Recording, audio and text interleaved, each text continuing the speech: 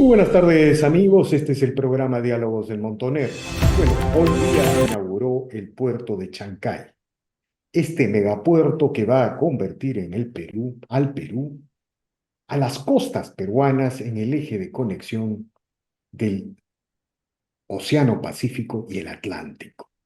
Y va a convertir al Perú en el hub del ingreso a la zona más económica, a la zona económica más dinámica del planeta, al eje Asia-Pacífico y particularmente a China.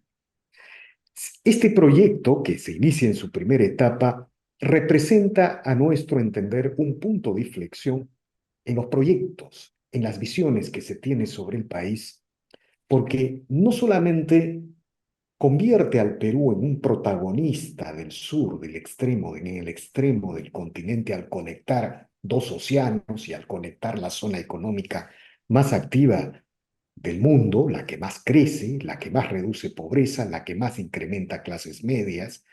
Finalmente, en 4 décadas, muchos países de este eje han alcanzado el desarrollo, algo que le demandó 2 siglos a Occidente, ¿no es cierto? No solamente convierte al Perú en protagonista de esta área económica, de este eje de conexión, sino que de alguna manera también lo pone en el centro de la geopolítica mundial, porque no es extraño que horas antes de inaugurarse el puerto de Chancay, el Ministerio de Defensa anunciara la firma de un memorando entre la FAB y la NASA para iniciar el proyecto de construcción de un puerto espacial en Talara, en Piura. Y es otra extraordinaria noticia porque pone al Perú igualmente en el centro de la revolución tecnológica planetaria, en el centro de la cuarta revolución tecnológica. Los vuelos al espacio, algunos, digamos, cuando uno dice NASA, cuando uno dice Ministerio de Defensa, por ahí puede haber el nombre del Comando Sur de los Estados Unidos, uno puede imaginar que es un tema militar. No, santo Dios, lo militar es lo menos, es la revolución tecnológica que eso conlleva. La tecnología espacial es la cuarta, es el, digamos, ahí están focalizadas las tecnologías más importantes. El Perú, pues, está en un momento único, especial. Tenemos que ser capaces de mantener nuestro Estado de Derecho, de respetar nuestros derechos de propiedad, para no perder este momento histórico que parece avecinarse al país. Y por ese motivo, el día de hoy hemos convocado al señor Juan Carlos Matthews, exministro de Comercio Exterior, un estudioso permanente de los temas del comercio internacional, y ha tenido la gentileza de aceptar esta conversación. Buenas tardes, señor Matthews, gracias por la conversación. Muchísimas gracias, Víctor, por la invitación. Bueno, si le preguntara, hay pocos momentos en la historia del Perú como la inauguración del puerto de Chancay, ¿no? Digamos, es un momento histórico, cualquiera sea el ángulo que uno, desde cualquier ángulo que uno observe el acontecimiento. Y comparto contigo cada palabra de la introducción que has hecho, que escuché con mucha atención, suscribo todo lo que has dicho, y trato de agregarle algunos elementos ahí. Uno es que se da esta inversión privada en el puerto de Chancay, 60% de COSCO Shipping, que es una compañía naviera poderosa de China, y 40% del grupo peruano Volcan, pero se da esa inversión millonaria de 3.300 millones de dólares, 1.300 de los cuales ya se jugó en esa primera etapa hoy día, en un momento en que tienes al lado, porque Chancay es el kilómetro 76, tienes al lado prácticamente el puerto de Callao, es el puerto que te mueve más del 82% de la carga de entrada y salida al país y que además ha convocado dos grandes jugadores de escala global. APM Terminals de Dinamarca en el Muelle Norte, que ha invertido cerca de 500 millones de dólares, y DP World, los emiratíes en el Muelle Sur, que han invertido por ahora 500 millones sobre un total de 1.000 millones. Uno diría, y entonces, ¿por qué se toma una decisión de ese tipo? Si yo fuera un privado, lo pensaría 10 veces antes de decir, pongo un centavo ahí. Las dos grandes ventajas que tiene el puerto de Chancay, una es la profundidad. Esto es una ventaja absolutamente relevante porque permite recibir buques de gran calaje, los buques más grandes del mundo. Yo he dictado cátedras de negocios internacionales en distintas partes y he ido a todos los puertos o casi todos los puertos importantes del mundo y nunca había visto embarcaciones con capacidad para 21.000 contenedores. Eso es lo que estamos recibiendo, o va a comenzar a recibirse acá. 21.000 contenedores es que veas entrando un edificio que se mueve frente hacia ti, ¿no? Y eso genera economía de escala. Son tan grandes que los costos unitarios bajan. Y la otra gran ventaja es que estamos frente, o bien decías en la introducción, al Asia-Pacífico, particularmente a China, por eso se acuñó el eslogan de Chancay a Shanghái. Y uno podría decir, oye, ¿acaso Perú se ha mudado? Si siempre hemos estado acá, la ubicación estratégica siempre la hemos tenido. ¿Por qué por primera vez nos volvemos un hub, literalmente, por esta inversión que permite un cambio radical en la geopolítica de América Latina por la siguiente razón? Hoy día, cualquier empresa que trae productos de China o de Asia en general o pretende embarcar hacia allá, lo hace a través de los dos hubs que existen hoy, que son Long Island en Estados Unidos y Manzanillo en México. Hacer esta ruta, de subir hasta allá e irse hacia China, te demora 45 días aproximadamente. Ahora se va a tener la posibilidad, la ruta directa son 35 días. 10 días de flete es una diferencia absolutamente sustantiva en cualquier tipo de operación comercial. Ahora, usted ha Sí, mencionado el eje Chancay, el puerto del Callao, pero también está el aeropuerto, ¿no? correcto, Un correcto. proyecto de un parque industrial, ¿no? Sí, Esto es una barbaridad para, no solamente para la economía del centro del Perú, porque, digamos, uno cuando menciona estas cosas, uno está pensando transversalmente, porque estamos mirando el Atlántico, sino es para todo el Perú. Coméntenos sobre esta sinergia de estas áreas económicas.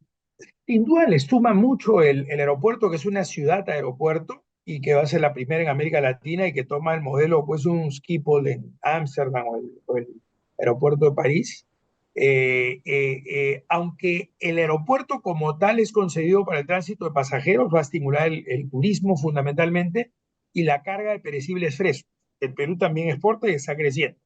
Todos aquellos productos que tú lo puedes mandar por vía marítima, el flete te cuesta pues la quinta parte por vía aérea. Pero evidentemente eso le suma al concepto de hub, sin ninguna duda. Pero más que pensar en todo lo que se va a capturar de producción peruana, es lo que capturas de la propia región. Porque si pensaras solamente en el Perú, te diría que pasaría lo que va a pasar en la primera etapa. En la primera etapa yo sí creo que Chancay le va a quitar un poco de carga a Callao, es un tema de sentido común. Pero inmediatamente viene la posibilidad de capturar carga de Chile, de Colombia, de Ecuador, de México. Si te hablaba, Víctor, de 10 casos de productos que salen de la región, en el caso de Brasil son 15 días de ahorro porque no se dan la vuelta por Panamá. Por lo tanto, de los primeros inversionistas que van a venir, te aseguro que van a ser brasileños. Y ahí entra en juego un elemento adicional que acabamos de escuchar a Eduardo Salguana en este evento que estamos de Educación del Futuro. El presidente del Congreso ha dicho que la próxima semana se podría estar anunciando la ley de zonas económicas especiales. Esa ley está vista para el país en su conjunto, pero obviamente una de las zonas económicas estará en Chancay, porque tiene todas las condiciones, es decir, cercanía a puerto, cercanía a aeropuerto, y Eso quisiera preguntarle como un sí, tema particular, ¿no? sí. Pero, digamos, porque hay una discusión ahí sobre si deben haber un sistema tributario especial, si eso no, en fin, Mm. pero, digamos, ¿cuán preparado está el Perú y cómo están las infraestructuras para desplegar toda la energía económica que conlleva Chancay, es decir, Buen punto, buen el punto. tren, A ver, las si, carreteras, las sí, autopistas, no sé. si estamos listos, la respuesta es no. Y en realidad debería haber estado todo planificado. Eh, eh, eh, Te mentiría si te dijera sí, todo está orquestado para que camine a la par. No, o sea, no, ni con el aeropuerto ni con el puerto necesariamente. Sin embargo, no deja de ser una buena noticia porque una vez que tienes ya no un proyecto, porque es una realidad Shanghái, todo lo demás se tiene que alinear. Es decir, la salida de Ancón hacia allá tiene que ser una prioridad para el MTC, las iniciativas de vivienda y construcción tienen que focalizarse ahí, de todas maneras. Es decir, lo ideal es planificarlo todo y que camine perfectamente a lo Alemania, a lo Japón. No es el caso acá en el Perú, pero no deja de ser bueno el hecho que tienes un proyecto tan potente que obliga a que todo lo más se Pero, logre. digamos, Y además, piensa, señor dime, Matthews, sí, la infraestructura actual no da no para, da. No hay No, ni, porque la ni el tren, ni las carreteras, ni las autopistas. Exacto, o sea, digamos, ahí tenemos un punto crítico que obviamente al priorizarse esas salidas van a tener que ser, valga la redundancia, una prioridad y por consiguiente se va a ir capitalizando más y más las ventajas de ese puerto. Ponte a pensar incluso no solamente infraestructura peruana. Brasil está tratando de generar esa conectividad terrestre con Callao y Chancay, porque Brasil, que está en el otro lado, busca la salida de sus productos a través del Pacífico para llegar mucho más rápido que si saliera por el Atlántico, por obvias razones. Entonces, yo te diría, para Brasil es tal vez hasta más prioritario que para Perú, es súper importante el capitalizar esa ventaja que Chancay y Callao ofrecen ahora, ¿no? Entonces, eso va a ir alineando. Y te decía eso porque, punto de infraestructura, y respondiéndote que no estamos listos aún, pero eso se está priorizando, por eso se habla de la ruta del emprendedor, que conectan con la salida ahí. Piensa que no solamente el metro cuadrado, que ya está subiendo de precio en Shanghái, va a subir por temas comerciales, por el movimiento de carga, producto de la instalación del puerto, sino por temas industriales, apenas simplemente la ley de zonas económicas especiales. Yo te digo, los balnearios del sur son muy simpáticos, los del sur chico me refiero, los balnearios, las playas, no necesariamente, yo te diría, a mí particularmente muy poquitas de las playas del sur chico me gustan como playa. Sin embargo, las playas del norte chico son maravillosas. Y por lo tanto, lo que te quiero decir es que no nos debería sorprender que se vuelva el siguiente Asia, porque cuando esto suceda, también va a crecer el tema de vivienda, no solamente para vivienda permanente y trabajo en las zonas aledañas, sino recreación. Ahora, Imagínate que tengas en la fluidez del tráfico, estás a 76 kilómetros, no a 97, como pasa en el sur, ¿no?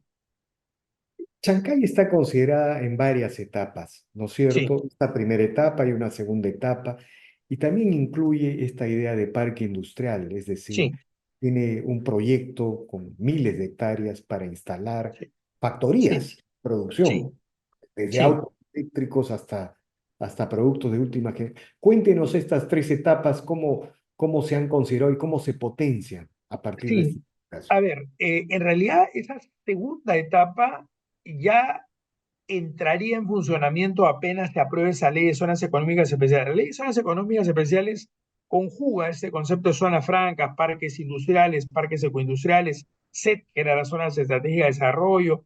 Hay distinta nomenclatura para el concepto de conglomerados en una locación física que tengan una serie de ventajas de conectividad, cercanía a puerto, aeropuerto, y que convoquen empresas. Si tú, yo y 45 más estamos en la industria de textiles y confecciones, y en ese parque industrial tienes todos los proveedores de los insumos, las certificadoras de calidad, las compañías de courier, los bancos, las líneas aéreas, cercanía, puerto, aeropuerto. No tiene sentido que yo esté a 200 kilómetros, ni a 100 ni a 70. Ahí estaría.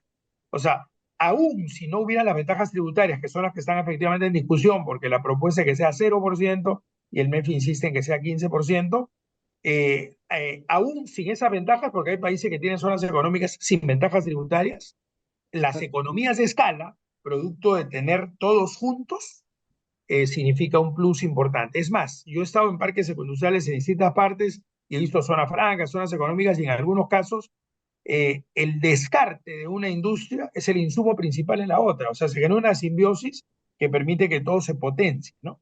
La discusión de la parte tributaria es como la discusión del drawback. Es decir, si tú me preguntas, el drawback es un subsidio, conceptualmente. Sin embargo, si me dices, me lo quitas a mí y el resto de países alrededor mío lo tiene, ¿cómo compito? Entonces, cuando se discute el tema de las zonas económicas y el tema tributario, se dice, oye, si lo ponemos con 15 o lo ponemos con el nivel que fuera, me van a comparar con un Colombia, con un Costa Rica, con un Ecuador, que lo tienen en cero y por lo tanto va a ser un elemento en contra. Obviamente Perú puede tener algunas ventajas también adicionales, ¿no? De acuerdo. Antes de entrar al tema tributario, porque Sí, tengo digamos, pensado preguntarle este tema con sí, detalle.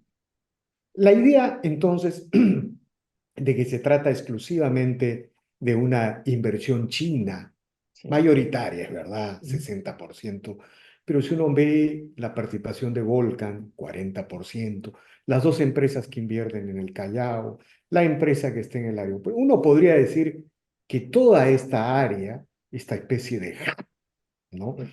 Eh, es absolutamente plural en términos de inversión. La idea de una dependencia de China en esto no parece tan real.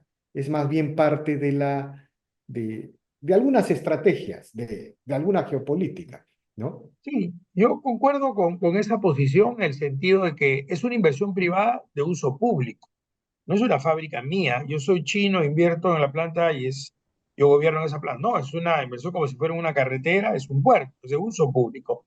Y las zonas económicas son para todos, no son solamente para empresas de la China.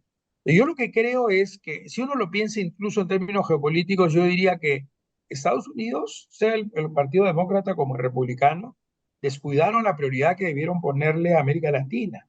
Y China ha sido absolutamente proactivo no solamente iniciativas de gobierno, licitaciones, sino iniciativas privadas, como pasa en este caso. Entonces, y te digo, porque cuando el grupo de Picasso y la gente de Volcan salieron a buscar un inversionista, lo hicieron en Estados Unidos, Europa, y los primeros que respondieron nos interesa fueron los chinos, ¿no?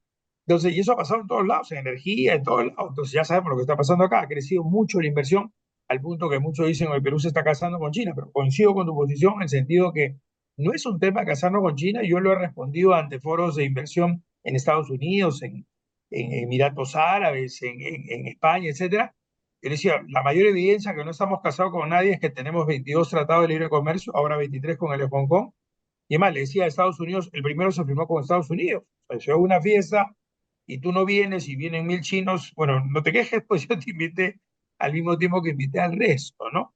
Y creo que más bien lo que juega para bien es que genere esa competencia, es decir, hay mayor interés Corea, Estados Unidos, Europa, en ver cómo sacan provecho de ese puerto, haya sido inversión china o de donde fuera, ¿no? Claro, y ahora quisiera preguntarle sobre el tema de la zona especial. Lo que a mí me ha impresionado, señor Matthews, es la idea de 0%, ¿no? Cuidado que el argumento de la zona especial comience a convertirse en un argumento del mercantilismo que suele a veces Sí, azotarnos. Ahora, miren, sí, las zonas especiales en el caso de China han funcionado porque efectivamente China era una economía colectivista cuando se aplican las zonas especiales. Eran espacios de mercado que se crean dentro de economías colectivistas. Era la forma de salir del modelo comunista que generó, bueno, todos los problemas que conocemos en China. sí. En el caso, por ejemplo, de las zonas económicas en América Latina, de Costa Rica, de Uruguay, creo que en Ecuador hay una también, ¿no? Ecuador, República Dominicana. Claro. Son zonas económicas muy pequeñas. Ujú. No pueden, o sea, no son elementos de comparación para el monstruo, para el Hong Kong continental que puede surgir en Chancay. Entonces la pregunta eh, ¿es necesario un régimen tributario especial? No, ¿cómo evitamos el mercantilismo? Ujú. ¿No? Sí. A ver, hay dos observaciones que yo tengo incluso a la propuesta en la cual participamos en sus inicios como Mincetur, digamos, y tuvimos el respaldo del Congreso de la República también. Uno, antes de responder a tu pregunta, uno es el involucramiento de la micro y pequeña empresa. Recordemos que ese es un mercado fundamentalmente MIPES, 99% casi del mercado empresarial son micro y pequeñas empresas. Si pones un monto de inversión demasiado alto y la necesidad de compra de terreno, bloquea la posibilidad que una MIPE pueda participar. En otras economías, como en Taiwán, se alquilan los terrenos a precios bien asequibles, de tal manera que mucha de la participación se da en micro y pequeña empresa. Ese es un primer frente un poco de preocupación. Y el otro es el tributario, ¿no? Donde, claro, el tema es, por ejemplo, hay varios países que lo que plantearon para corregir de alguna manera el punto que te preocupa es hacerlo escalonado. Uno ponga un cero que sea temporal y que se va subiendo de manera periódica, y lo otro es que sea condicionado a resultados. Yo soy el inversionista y me dicen, tienes esta ventaja y yo le estoy diciendo que mi proyecto voy a generar tantos miles de puestos de trabajo. En la medida que lo vaya generando, tengo el beneficio, ¿no? Y se puede medir el impacto multiplicador, el tema de contribución al Estado. Pero ahí Y el otro no, no, elemento, ¿no sí, cree perdón. usted ahí que estamos perforando el modelo económico porque Eh, este Y tipo sí, de entiendo la medidas, preocupación, por eso hice la comparación con el trauma, en el sentido, sí, sí, coincido contigo, Víctor, en que uno podría decir, "Oye, esto es un subsidio, ¿no? Y es un subsidio que además se puede ser no, objetado por la Organización Mundial de Comercio y tal, ¿no? no, y Eh, además, cuando hay un burócrata que está controlando que las empresas vayan cumpliendo objetivos, Sí, Ya el modelo económico está dependiendo nuevamente de los burócratas.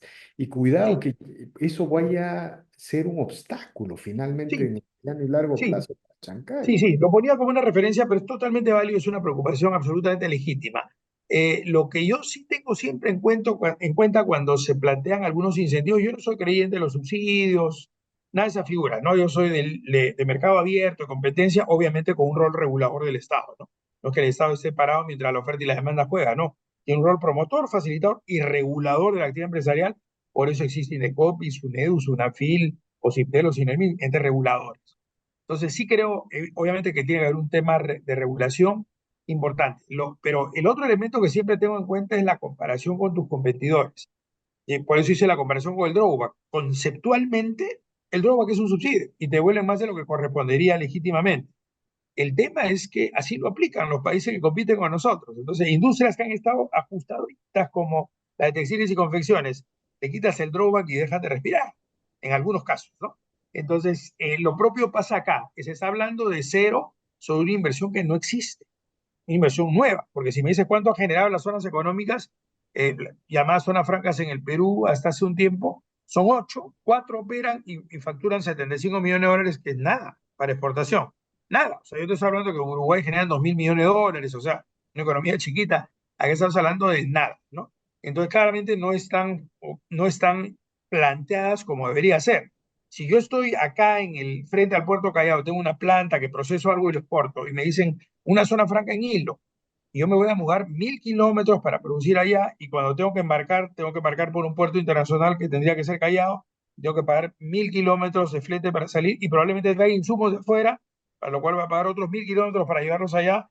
Saco números y no me significa una ventaja, como no ha significado, y por eso ha prosperado muy poquito como están hoy día, ¿no? La idea es una propuesta que te permita ser un impulsor agresivo y que efectivamente se capitalice esa ventaja de hub que mencionabas al principio, ¿no? Entonces, está en ese debate. Lo que dijo Eduardo Sarguana es que la próxima semana, creo que mencionó jueves como fecha de presentación de la ley. O sea, se supone que el debate tendría que haber acabado y ser la propuesta definitiva. Pero vamos a ver qué pasa ahí, Bueno, ¿no? bueno, pero en todo caso, lo que habría, el único comentario, señor Matthews, es una decisión de ese tipo podría terminar haciendo crujir el modelo, la recaudación fiscal, el déficit. Pucha, estamos con el déficit casi en descontrol, en fin, pero es un tema que se va a debatir seguramente. Ahora, quería volver al tema del sueño de Chancay, del proyecto de Chancay. Esto va a significar que el PBI nacional, ¿no es cierto?, se dispare un punto, algunos economistas señalan, ¿cuál es la proyección que podría en su mejor, ya cuando esto empiece a funcionar? Este, A ver, la economía se sustenta en cinco grandes motores, principalmente la inversión pública, la inversión privada, la pública pesa 20%, la privada el 80%, las exportaciones, el turismo y el consumo interno, ¿no? El consumo pesa 62% del PIB. Entonces, estos motores, los cuatro primeros, son claramente relacionados con una iniciativa como la de Shanghái. Para que se pueda medir el impacto, habría que ver el paquete completo, en el sentido de, si viene empatado a ley de zonas económicas especiales, que sea un estimulador de la industria, eso va a tener un impacto potente que sí, en un mediano plazo podría incluso superar el punto porcentual sobre el PBI. Este año 2024 probablemente nos acerquemos a un crecimiento de 3,2%, que sería de los más altos en América Latina, pero igual es insuficiente. La economía peruana necesita crecer sobre el 4%, de otra manera se acentúa el desempleo y el subempleo. Entonces, este puede ser un elemento que marque una diferencia muy clara en términos de empujador del crecimiento de manera sostenida, ¿no? Y digo sostenida porque obviamente es una expansión que va a durar a lo largo del tiempo, porque si se vienen a instalar industrias acá, no vienen a apostar a una coyuntura, vienen a quedarse en el Perú para aprovechar los TLCs que tiene Perú y además para aprovechar una ventaja del hub. Te pongo un ejemplo concreto. He participado en el proceso de la India, que se pasó a la octava ronda. Esperemos que pronto se pudiera estar anunciando la gran noticia de un TLC con ellos, obviamente con todos los cuidados que supone una negociación con ellos. Y la India no mira a Perú para invadirnos y afectar a Gamarra y los productores de calzado y farmacopea, no. Están mirando a Perú como trampolín para llegar a Estados Unidos. ¿Por qué? Porque el principal mercado que tienen es Estados Unidos, no tienen un TLC, ni lo van a tener, y mucho menos con el señor Trump, ¿no? Y Perú lo tiene desde el 2009. Por lo tanto, venir acá significa dos ventajas clarísimas. Uno, un flete más barato que de la India hacia Estados Unidos, y dos, ventajas de acceso, entrar con cero arancel mientras ellos pagan 8 o 9. Y en algunas industrias, una tercera ventaja, en algunas puede ser más barato producir acá que en la India. Entonces, eso es un convocador de inversión súper, súper potente. Y eso permitiría que en un mediano plazo, te estoy hablando de un lapso de 2, 3 años, ese punto porcentual se sume, que es bastante, y progresivamente más, porque eso iría convocando más y más industrias, ¿no? Bueno, señor Matheus, le agradezco infinitamente por estas declaraciones, por este diagnóstico. Extraordinarias noticias para el Perú, cualquiera, al margen de cualquier diferencia. Proyecto de Chancay, la reunión de APEC, el anuncio del puerto espacial, ¿no? Y Sí, digamos, cuando uno ve estas noticias, no tiene nada que ver con nuestra permanente crisis política, con la perfecto. desaprobación de los poderes del Estado. Esta esquizofrenia en algún momento debe terminar. Un comentario al respecto, señor Sí, Matheus. pareciera que somos un país marciano en el sentido de que pudieran parecer canales distintos, y no lo son, están entrelazados, pero te digo, habiendo estado en espacios de promoción de inversiones, las preguntas, a pesar de toda la turbulencia política, se centran principalmente en estabilidad macroeconómica, donde Perú pinta bien en comparación a los últimos 20, 25 años, y seguridad jurídica. Y los CLCs ayudan a dar esa seguridad jurídica y el tener grado de inversión. Entonces, yo transmito ese optimismo que lo tengo, soy optimista por definición, pero soy economista de formación, por lo tanto no es optimismo así porque sí, sino porque tengo los números, la data, veo de cerca las inversiones y creo que estamos en un momento interesante para que se vengan años mucho mejores para el Perú. De acuerdo, señor Matheus, infinitamente agradecido. Seguiremos conversando más adelante Con mucho gusto. de Un igual gran manera. abrazo. De igual Gracias. manera, señor Matheus. Bien, amigos, esta ha sido una nueva edición de Diálogos del Montonero. Regresamos en la siguiente edición. Gracias.